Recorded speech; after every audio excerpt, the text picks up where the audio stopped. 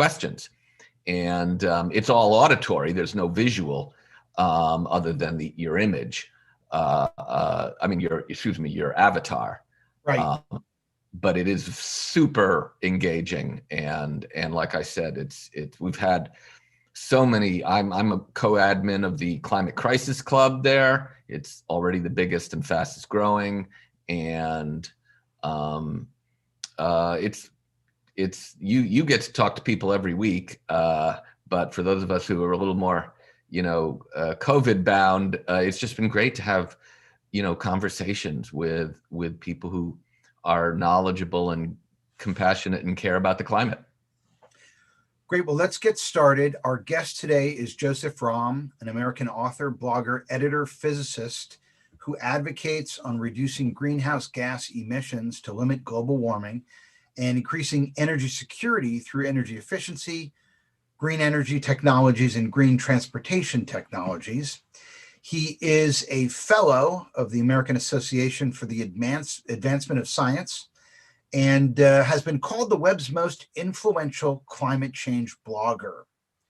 He's also founding editor-in-chief of progressive news aggregator Front Page Live, senior fellow at the Center for American Progress. I'm not at the Center for American Progress as of a year ago. So we'll take that over then. He is the founding editor-in-chief of progressive news aggregator Front Page Live and was chief science advisor for the Emmy Award-winning documentary series, Years of Living Dangerously. He served as acting assistant secretary of the U.S. Department of Energy and has published several books on global warming and energy technology.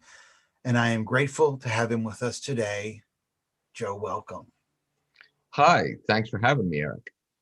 So there's a lot I want to talk about, but let's just get started right off the bat with, I think the elephant in the room question for those who don't know you.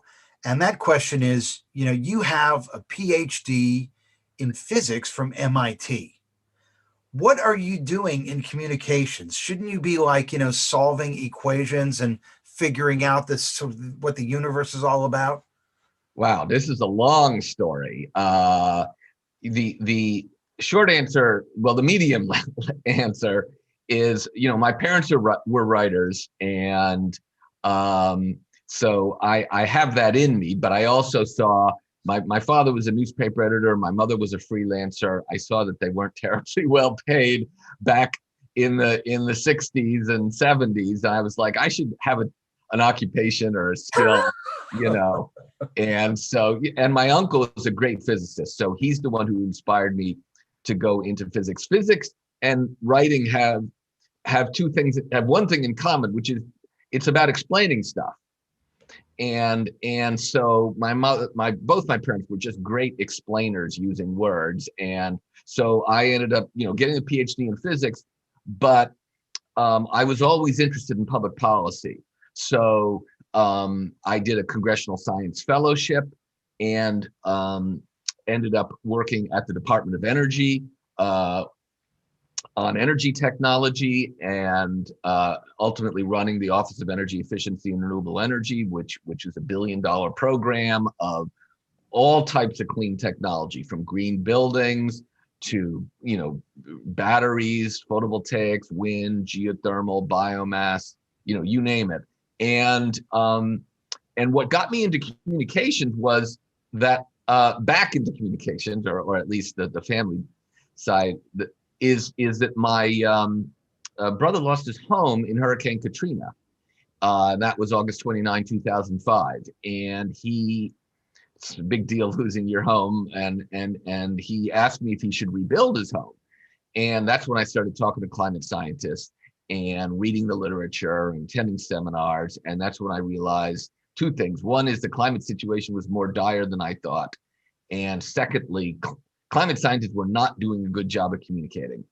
And so because I had the communications in my blood and background and had been writing, I decided to stop consulting with companies on clean energy and be a full-time communicator.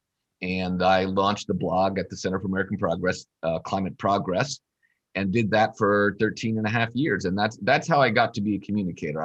The urgency and my feeling that I could actually better contribute on the communication side than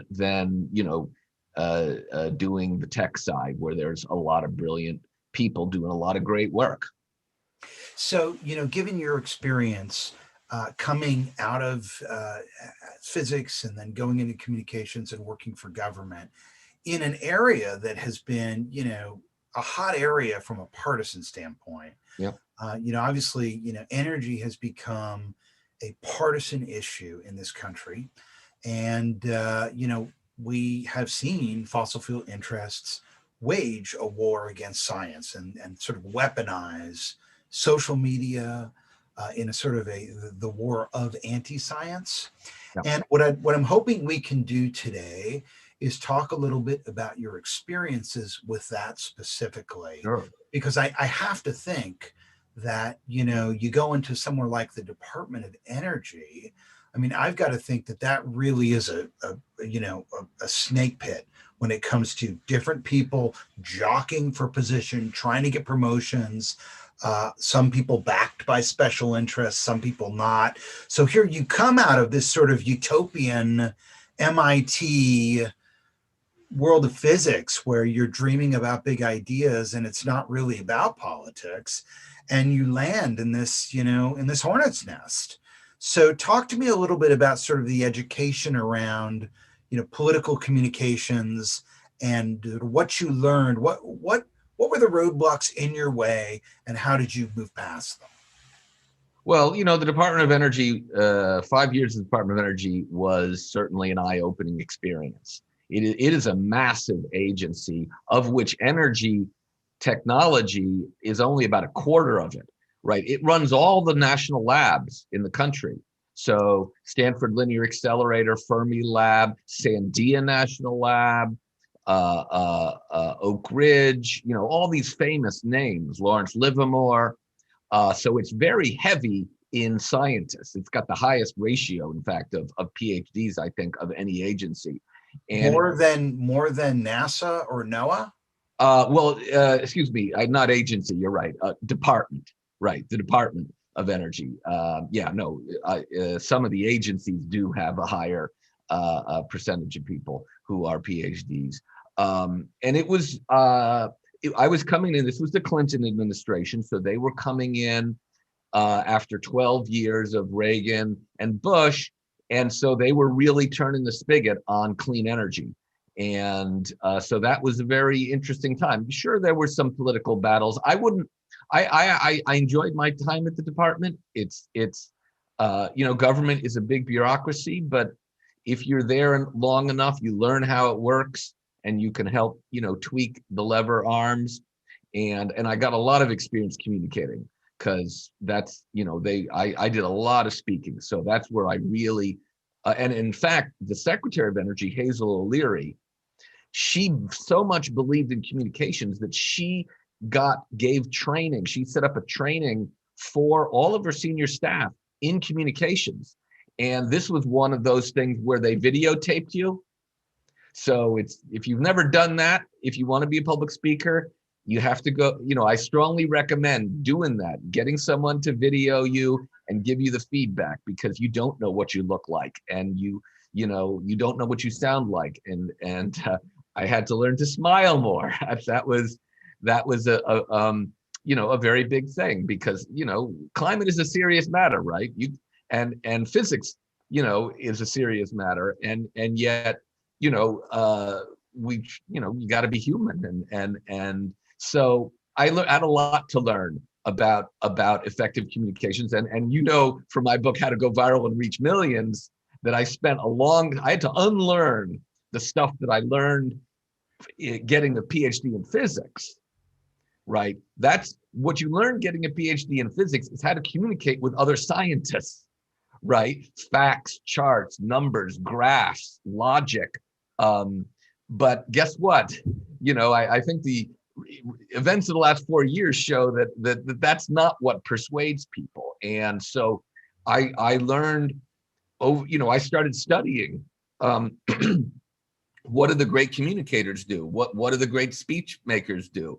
What are the most effective ways to communicate? I studied social science. I studied the great speeches, and that's where I learned it's all about storytelling.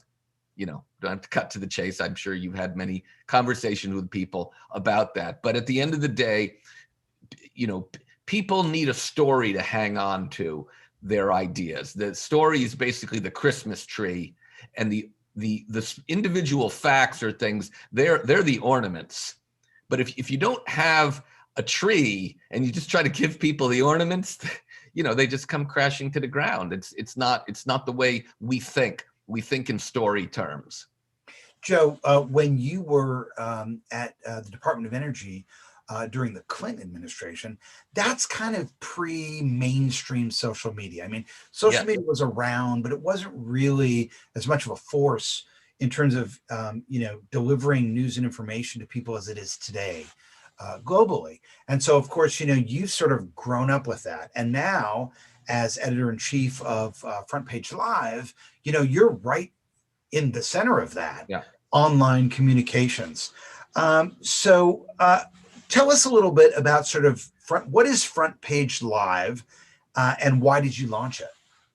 Well, after the 2016 election, I tried to understand what happened. Why was the outcome so different from what I thought and others thought? And that's when I realized, yes, that there had been this revolution in social media and that people were making content go viral that wasn't factual. And the Russians had a hand in it, and the Trump campaign had a hand in it, and some of the, right-wing media sites had a hand in it. And they were viralizing all of this disinformation on climate change.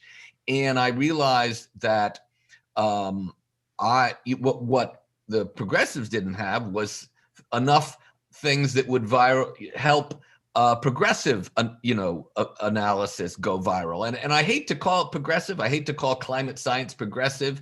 Clearly, this country has gotten very polarized, so that even medical science concerning COVID is polarized, and climate science is polarized. But the reality is, as an MIT trained physicist, what I try to do on the climate front is just explain the science, explain who the solutions, and discuss who is trying to help, avoid the worst case scenario, and who is, trying to spread disinformation and block action. So I ended up wanting to launch my own site is what happened. And this happened about the same time that the Center for American Progress was shutting down its Think Progress and Climate Progress website.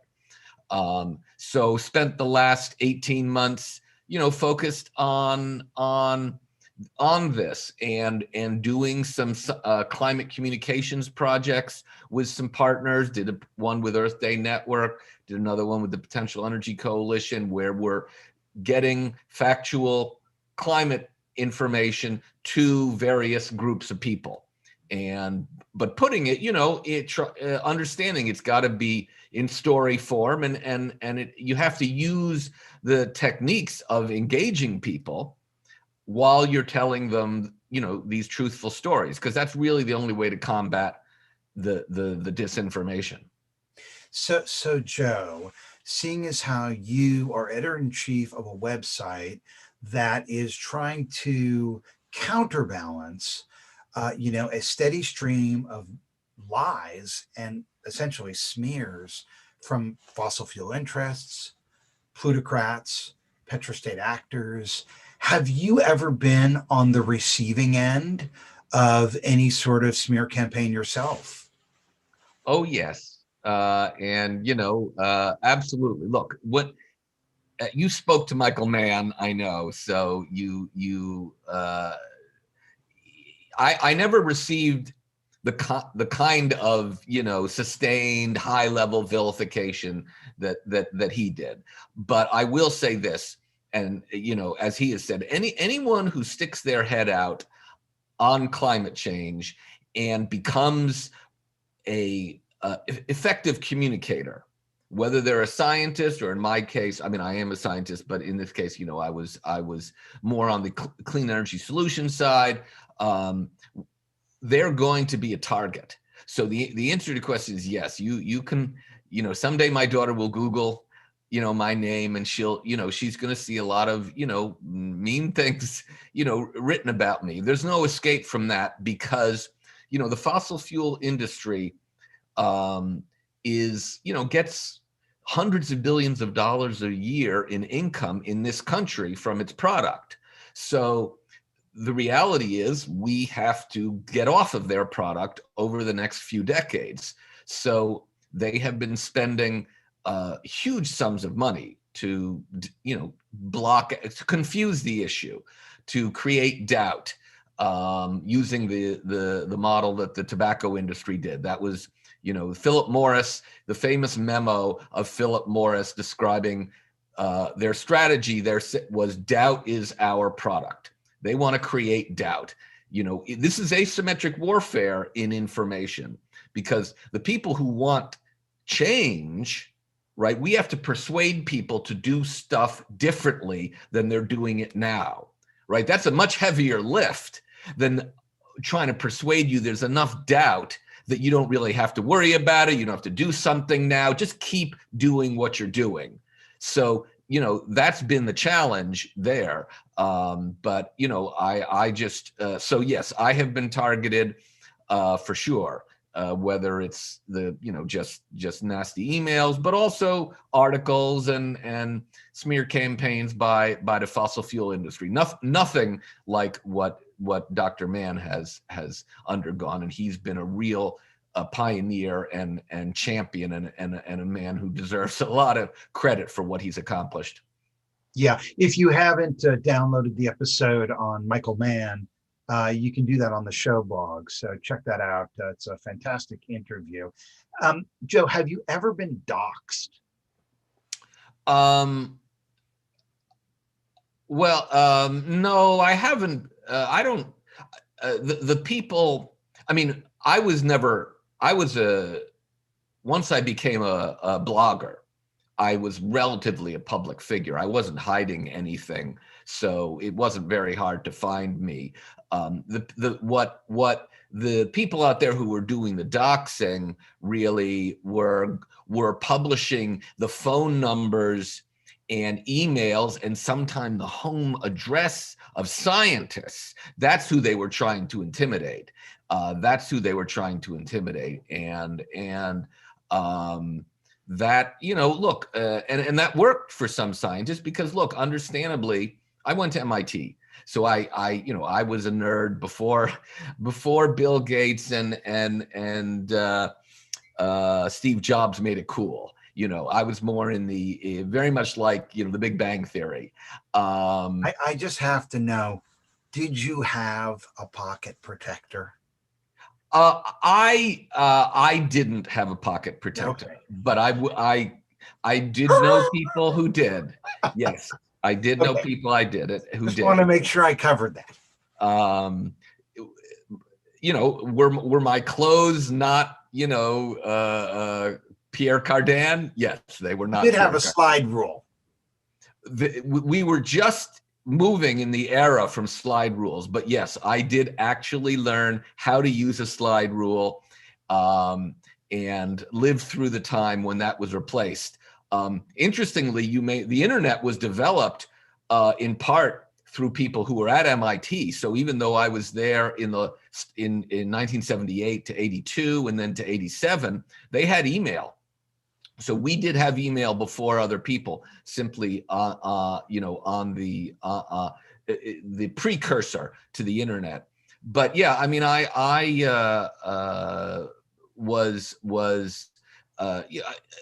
learned that people who go study science and engineering, they don't tend to be the greatest public communicators, because if you're good at public speaking, if you're good at dealing with people, that's not generally the type of person who goes into science and engineering, right? The science and engineering types are the people who are good with numbers, facts, figures, and I don't want to say that the Big Bang Theory is entirely correct. it's obviously an exaggeration. But yeah, we're talking about people who aren't great at communicating, and it took me a long time, to become, understand how I should communicate, and then, put that into practice. Joe, when you started blogging about climate change and you sort of put yourself out there as a person who was going to counterbalance misinformation being spread by the fossil fuel industry, was your blog ever hacked? Was there any problem with respect to security or problems with the blog? No, the Center for American Progress had some first-rate security people. I mean, I ended up talking to them, about this very question, and yeah, they're dealing with attacks all the time, and fending them off. I think at one point the entire website, Think Progress, may have gone down for a brief period of time, but we're not, a progressive website on climate change is not your high value target, really, compared to, where the people who did the infamous 2009 ClimateGate hack did, and some subsequent hacks. So, but I do know websites that were. Earlier today, I was on my iPad and I got a notification that President Biden was going to give a briefing on Facebook. So I popped into the briefing and he was giving his briefing. And I looked at the comment stream underneath. And, just the hatred. I mean, Yeah. The vitriol is just it's palpable. And if you click on any of like some of the people that are saying it and you go to their profiles, it almost looks like they're not real people. I mean, I don't know for sure, but to me, I look at what they're saying and I look at the site and I look at how many friends they have and I think, you know what, this just doesn't add up. What's going on there? Is that like, do you know anything about that? Sure. Yeah. I mean, And I that. noticed that, let me just say also, just to Please. on the Trump side, I remember it was the same thing with Trump too. It was like, they'd have all these guys who would say, oh, great, attaboy, attaboy. And you'd look at it and you would say, well, this isn't real. And in that movie about Fox with Cameron Crowe, it shows how Fox was setting up these sort of troll farms in their office to dox people and that type of thing. Do you have any visibility into that world you can share with us? Sure. Yeah. And I wrote about that in How to Go Viral and Reach Millions. When this really came to fore in the 2016 campaign, and, in other countries it had been going on earlier, including the Brexit and all this. But yes, the Russians, the Russians had a whole troll farm, the Internet Research Agency. You can Google it. It was in the Mueller report. The Mueller report spells out in great detail everything that the Russians did to create fake Facebook accounts, fake Twitter accounts, bots who could quickly, boost a post, and that's, as you may know, that's how engagement is determined, right? If a lot of people like a post, then more people are going to see it. And if a lot of people don't. So they were gaming the system very effectively. The according to a Washington Post piece, there were about 1,000 people in the Internet Research Agency in St. Petersburg, and a large chunk of them had, as part of their job requirement, to do 100 comments a day. So, and the commenters aren't all Russian. That you can Google articles of this guy, sitting in his basement in the United States, who's got 24 Twitter accounts. And he wakes up first thing in the morning, boom, boom, boom, boom, boom. And yeah, they're very good at it. And it is often the case on a climate post or a clean energy post that the first comment, and the first few comments are often quite nasty or negative or spreading disinformation. And that's because they got all these alerts So they know the instant stuff gets posted, and then boom, and it may even be automated these days, because you can, as I'm sure you know, from the business world, you can automate a whole lot of stuff now in terms of online posting. So it's really real, and a lot of it is a lot of fake accounts. I know Facebook and Twitter have cracked down, but the fact is that given the staggering number of Facebook accounts and Twitter accounts that keep coming in, it's very hard to police. As I was preparing for our discussion today, I did a little searching, and I actually found a website called Black Hat World, where there are all different sorts of categories, and one is social media. And you can go on there and you can hire some of these firms who charge you by the number of likes or comments that they'll post.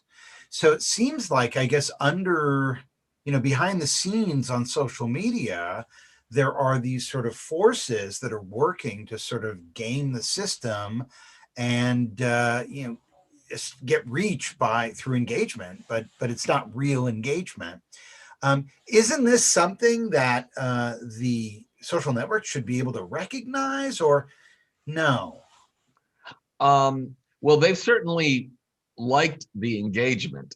What is Facebook's goal? It's to keep you on the app, right? That's its goal. It wants you to spend as much time on the app as possible, and that's why conservatives see conservative stuff, and liberals see liberal stuff, and moderates see moderate stuff, and they've created these echo chambers. And Facebook, in particular, has just not really policed misinformation at all. Literally, Zuckerberg only last year said that they would block people from posting Holocaust denial. Why? Because his view was, let everyone post stuff, and then we'll have fact checkers fact check it, and then we'll tweak, and if it's fact checked negatively, then we'll tweak our algorithm so that post doesn't get seen by a lot of people. But it's too late, the cat gets out of the bag. And so the problem is the business model of Facebook is at odds with trying to suppress misinformation, and there's no getting around that fact. So it is one of the biggest problems, obviously, that our country faces. And I think the end result was visible on January 6th. That was the culmination of all of the echo chamber of misinformation and disinformation. Professor Emeritus from Harvard Business School, Shoshana Zuboff, wrote in the New York Times an essay titled "The Knowledge Coup."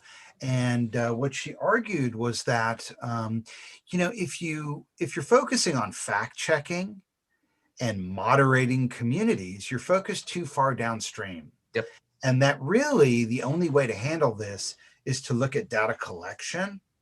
And she actually argues that just as it's illegal to harvest our organs, our kidneys, and sell them, online, that our hopes, fears, dreams, and preferences are our inalienable rights, and they should not be allowed to separate them from us. And that, in fact, that is the problem: the sort of harvesting of personal information and then selling it to these, advertisers who can use it to manipulate us. Well, sure, and ultimately that was what Cambridge Analytica did, infamously. First to try to, I believe they were involved in the Brexit campaign, but most infamously working for the Trump campaign. Yes, they created that. They ripped off profiles from Facebook using a game. I think it was a gaming app. Right. It was some sort of a survey.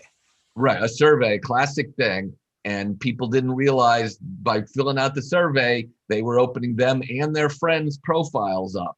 And then they created psychographic profiles of people, and those were used to target them with voter suppression efforts. It's not even a big secret, right? They were trying to go after, for instance, Black voters who were occasional voters, and bombard them with anti-Clinton stuff to just try to persuade them not to vote.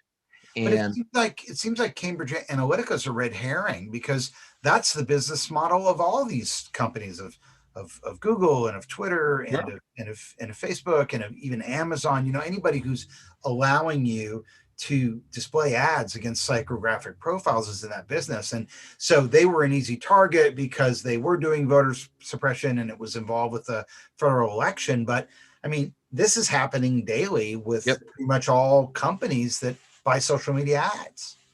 it's absolutely true.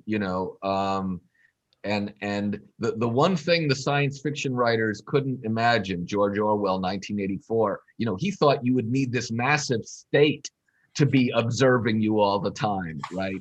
And it never crossed his mind that people would simply check boxes on terms of service so they could use their app.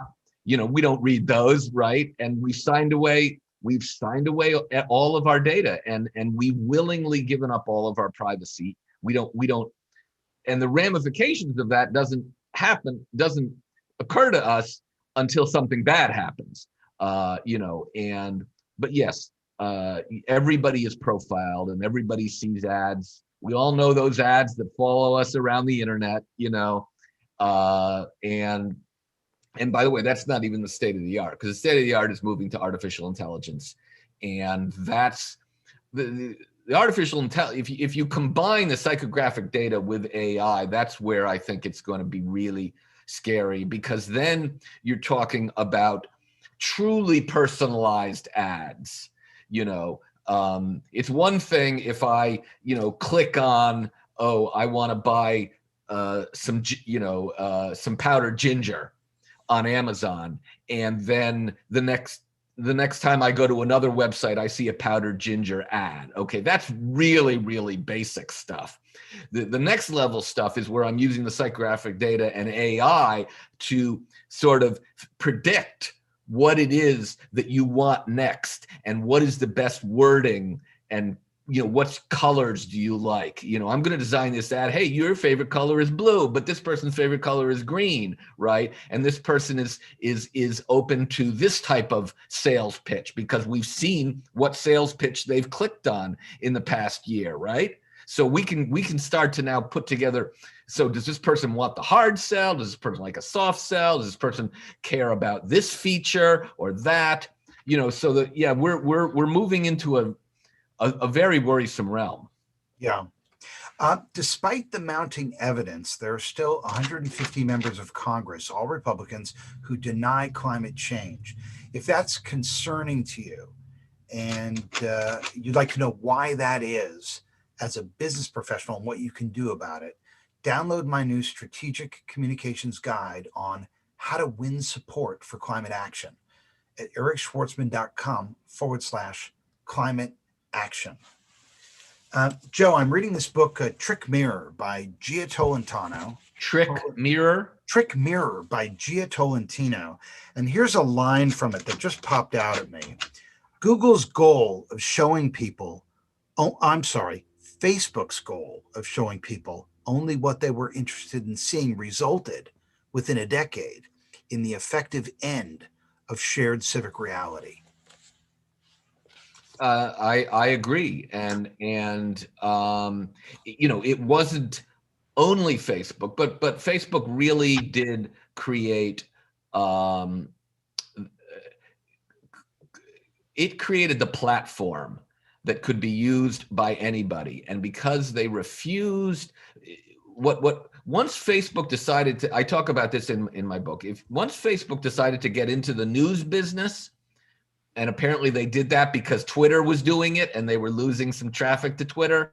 So they're like, no, we're going to crush them. So once they opened up to becoming the biggest news publisher in the world, but absolutely refused to embrace any of the principles of responsibility that your typical major journalistic enterprise has. I mean, we may not love everything in the New York Times and Washington Post, but they do adhere to journalistic standards, and they don't consciously print stuff that they think is false. And Zuckerberg said, "Oh, no, I'm not a publisher.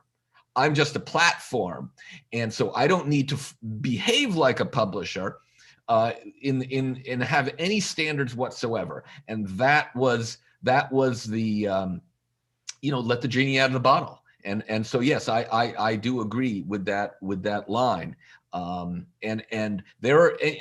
he couldn't imagine or didn't imagine the bad actors like the Russians, who this was a dream for the Russians, right? Because the Russians have known for decades they couldn't beat us in a military war, right?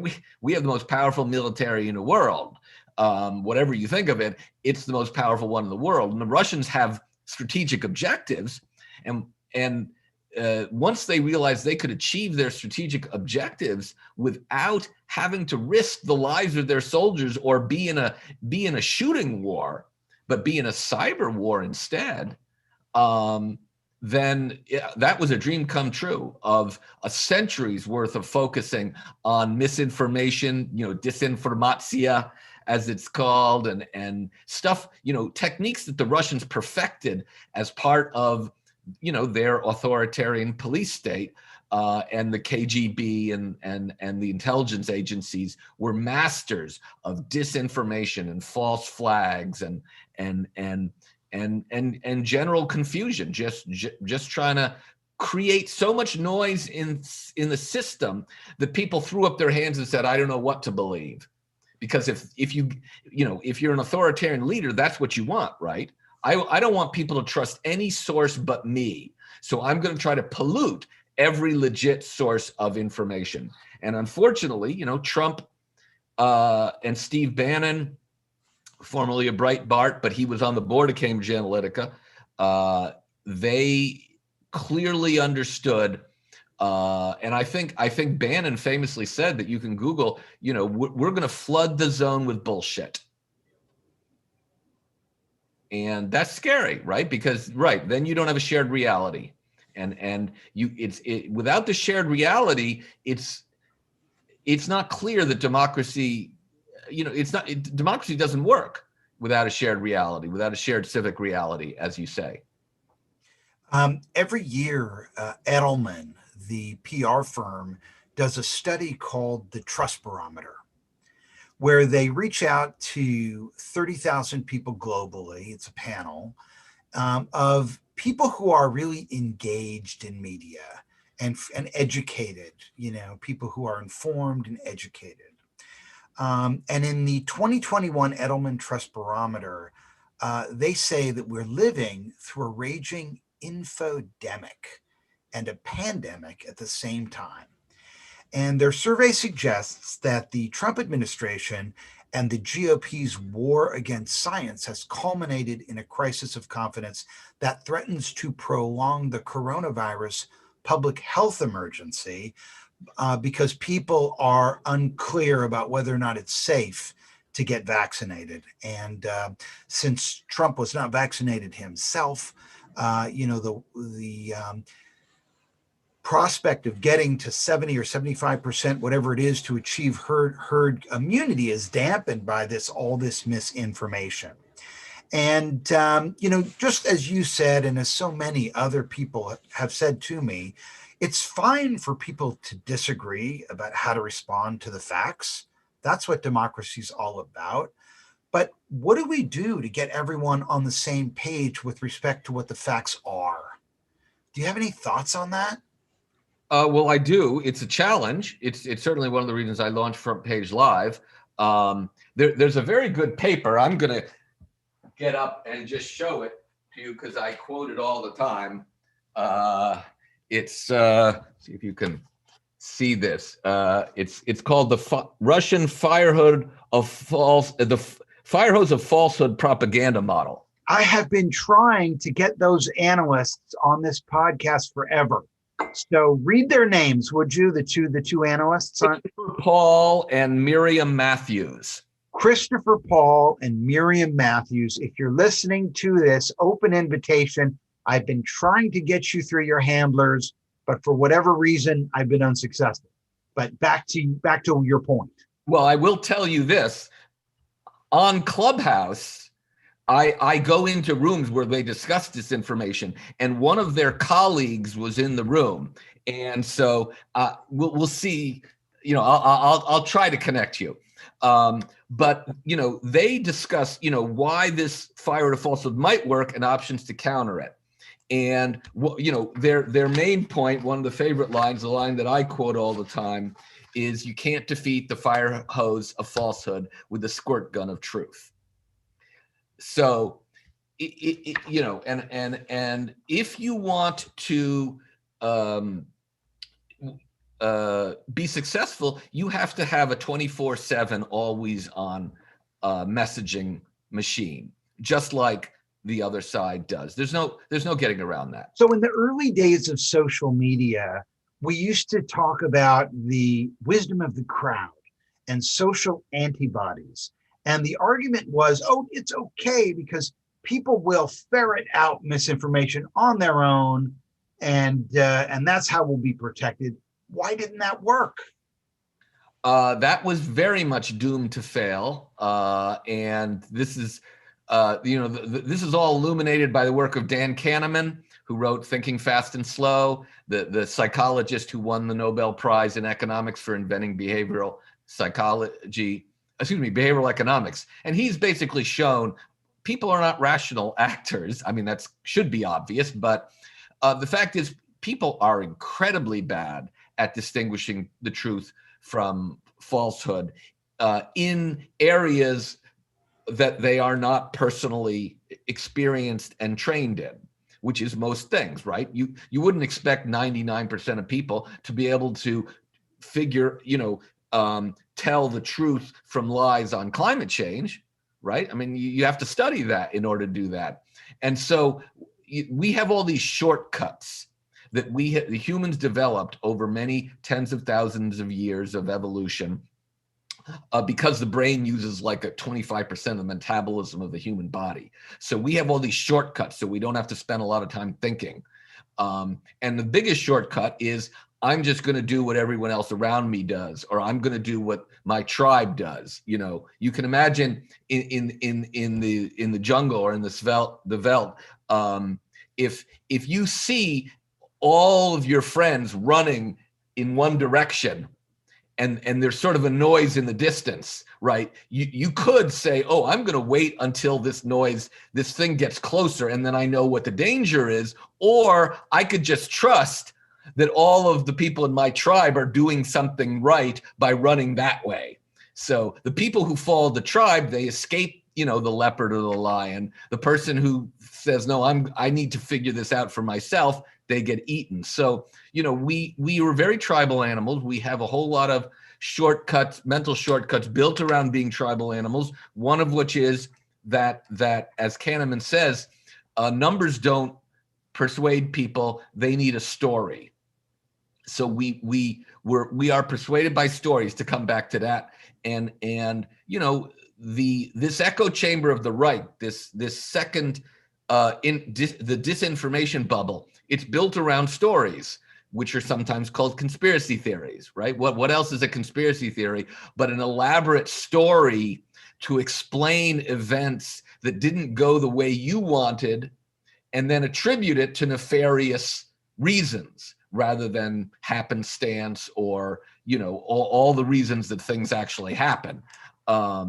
And so we have these elaborate conspiracies, right? And that led to this elaborate conspiracy that the election was stolen from Donald Trump.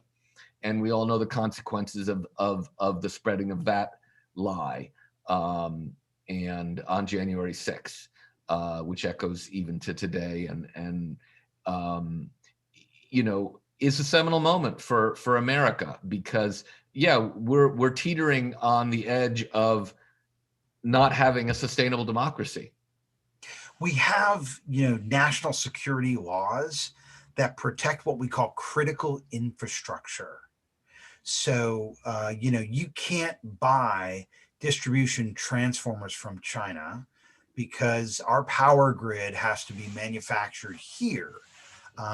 It's part of protecting our national security. But again, social networks are allowed to sort of harvest our desires and build these psychographic dossiers that they sell to advertisers who can use them to then amplify and stir infighting among like-minded people, amplify lies and stir infighting among like-minded people. Do you think the power to control this critical information should be treated like critical infrastructure? Well, um, the answer is yes, but it looks like the genie is out of the bottle. Uh, it would I could imagine a different system launched from the beginning. The question is right now. I mean, I guess at the end of the day, you would have to pass legislation that said that people own their own data, people controlled their own data. But it would have to be monitored, right? I mean, because it's not like people are stealing our data without us knowing it. We signed away everything. And you might have said, okay, 10 years ago or 5 years ago, you didn't realize the implications of checking those boxes. Yes, I've read your terms of service. Just let me scroll down the page as quickly as possible so I can get to the part where I check off and I can do the stuff I want to do on your app, right? But right now, people are just signing away their data and prepared to live with the consequences. And I don't. Could you pass a law stopping Facebook? Yeah, you could, and maybe that's what it will take. Is it possible we could pass such a law in Congress? I don't know. We'll see. I think probably there will be some privacy laws in this Congress put on the table. I certainly hope there are. But as you know, it's easy to pilfer stuff. I mean, SolarWinds, the big penetration of the DoD and the Russians or somebody, but it was probably the Russians, actually managed to build a back door into the software, not by breaking into the DoD, but by long before then breaking into the company that everyone uses for software, for security software, and putting it there. So I think people have to basically assume that there isn't much privacy anymore and act accordingly. That's is all I can say. In his most recent book, The New Climate Wars, Michael Mann writes that as a result of extreme weather incidents, it's getting harder for global warming deniers to say with a straight face that the climate's not changing. And he says now that they're using tactics to divide and deflect people from addressing the real problem, which is fossil fuel emissions. Is that what you're seeing as well? And do you have any specific examples you can share? Well, there's no question that I'll give you one specific example, which I learned during the campaign, this election season, because we were doing a campaign to inform and educate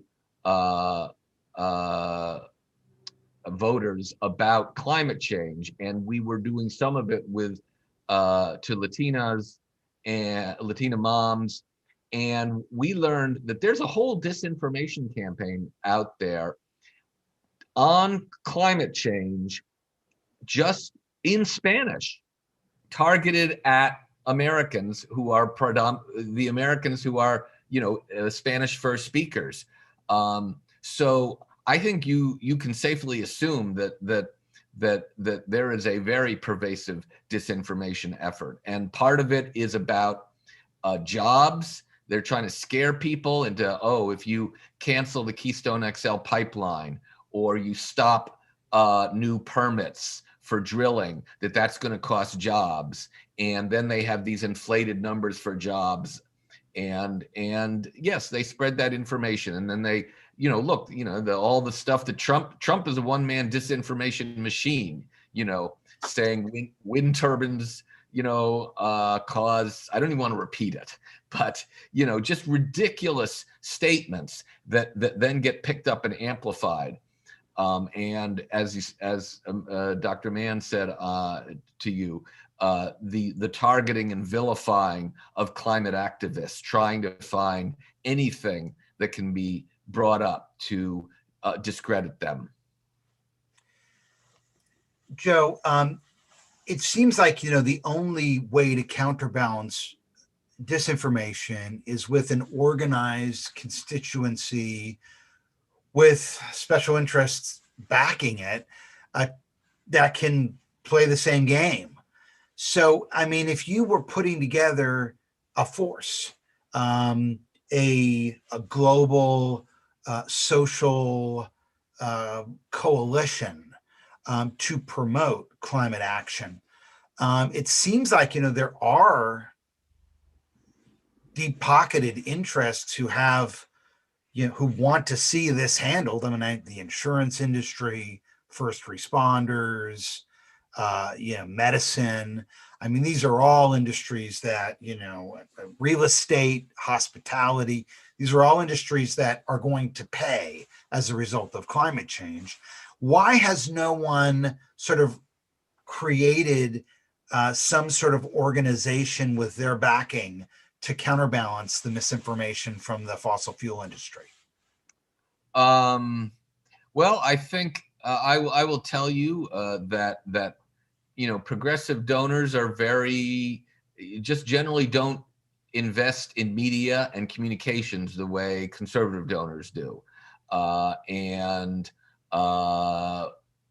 there's a bunch of reasons why that is, but one of them is they are under the misimpression that the media, the right wing has said, the mainstream media is the liberal media, but the mainstream media is not the liberal media. It tries to objectively present the facts, but it also bends over backward not to offend conservatives, not to offend people. So there's and what's more, they don't engage in the repetition that you need to do in all channels that you see on the right and by the disinformers. I will say that's part of what we're trying to do at Front Page Live, and we're out fundraising and we're out beating the bushes and working on projects. So it's just going to I hope that that there's if anything positive can come out of the Trump administration, I hope it is that progressives and Democrats can't just run their ad campaigns the last 3 months of a presidential election cycle, because it's too late. The other side has already won hearts and minds because they don't stop messaging the day after the election's over. And staggering amount of money, maybe $2 billion were spent by progressives and Democrats in this election cycle. But it's all crammed in the last few months. If you actually spread that around the 2-year, the entire time period, because one of the things social science says to us is it is the way to defeat disinformation is to inoculate people against it. People have to get the truth contemporaneous in real time. If someone's bombarded with lies for a few months, it is very hard to, and then you present them the facts, that actually makes them more defensive, right? Because they already believe the thing that isn't true. So when you say, oh, you're wrong, then they get, and so the social science suggests that, yes, you have to do inoculation. You have to do messaging always on if you really want to win a disinformation war. Let me ask your advice on something. So I'm publishing a book on moving businesses from analog to digital infrastructure. It's called The Digital Pivot. So it's a business book, but there are all sorts, it's not a software manual, and there are anecdotes and stories from my experience consulting with clients and working at organizations about what works and what doesn't. And I got a note from my editor this morning, and he said, you're talking all about this insurgency and you're using it as an example, and you're really wearing your politics on your sleeve. And, for this type of a book, for a business book, you're not supposed to do that. You're Right. opening yourself up as a target. And so now I have to make the decision, well, what's more important to me here? Right. Selling books or, having a spine.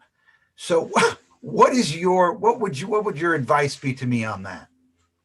Um, well, I think that well, my basic feeling is that this is an important moment in time, and we're going to remember who stood up for democracy and who stood up for the climate. And 20 years from now, people are going to on the climate. It's quite clear. If we don't stop the climate crisis, people are going to be bitter for decades, if not centuries, and they're going to say, "What the heck were you doing?" But it's also going to be true in democracy because we've learned democracy is a pretty fragile thing, and I do believe that the people who care about democracy have to stand up and be heard. Now, I would just say you have to write. You can write what you want in a way that is as inclusive as possible. I don't, for instance, generally blame the victims of disinformation. I try to fight it, but I'm fighting the fossil fuel industry. I'm not fighting the average person who may hold a bunch of mistaken views simply because of the media ecosystem that they're in. So I think you have to figure out how to do that. But I Fair will point. also say that businesses are becoming more mission driven, and they understand. I'm sure I have a daughter who just turned 14 on February 10th, the day we're having this interview, and Gen Z, she is passionate about issues, and so I think the companies now understand that the Gen Zers and even the millennials, they want corporations who have a spine. And you saw this when the major corporations, after the vote in Congress, and all those House Republicans and others said, we're going to we're going to claim the election, we're going to disenfranchise all of those Democratic voters. And the corporation said, we're going to stop, we're not going to give you campaign donations anymore, which is a very big statement. Now, it's not every corporation, but it's still, I think it's the kind of message. And I think you're seeing advertising. The Super Bowl was one example of it. You're seeing a little more mission driven, a little more advocacy. You had your Bruce Springsteen out there, you had your GM on electric cars. So I think that, and of course, Nike had tied itself to Colin Kaepernick. So I think that I think the business world is changing. And I think in 5 years, it will be hard for businesses not to take sides. And I think more and more of them understand this. And it's certainly true on climate.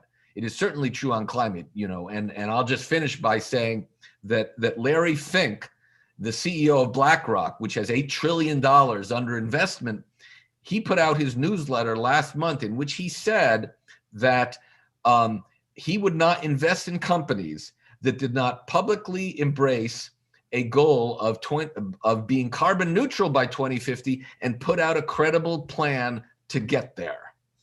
So, I think you're going to see more and more of things like that. And so, yes, we do. Unfortunately, there are two media ecosystems.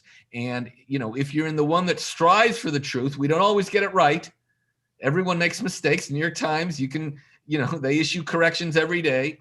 But they're trying to get an approximation of the truth, and they will correct themselves when they're wrong. And that's the difference between them and the alternate facts echo chamber. Joe, final question. So, and this is a hypothetical question, so there's no right or wrong answer here. But if you were a fly on the wall at a dinner, a private dinner between the Koch family and the Mercer family, and they'd had a few drinks, and no one was listening. It was private and the armor was off. And the subject came up from maybe one of the younger family members of, hey, what are you guys doing? I mean, we're not going to have a world if you keep at this. What do you think they'd say? Well, I will tell you, once I accepted an invitation to a dinner of conservatives who were featuring a book that had a lot of bad information, and I guess I was their token, scientist or progressive, and I went, and I think you would be surprised. Um, I don't. I think that yes, there are some of them who know exactly what they're doing, and of course, the Koch brothers, or now the Koch a family. They went to MIT. My alma mater. Do they understand that they're spreading misinformation? They think they're patriots, and they think I think a lot of more of them believe their story and I think you might be surprised at how many believe their story, but believe their own story. I'm not saying they're all as far gone as Donald Trump, who appears to believe almost every one of his lies, even when he has to change them. But yes, I think we are talking about a tribe, and we are talking about everyone is the hero of their own story, right?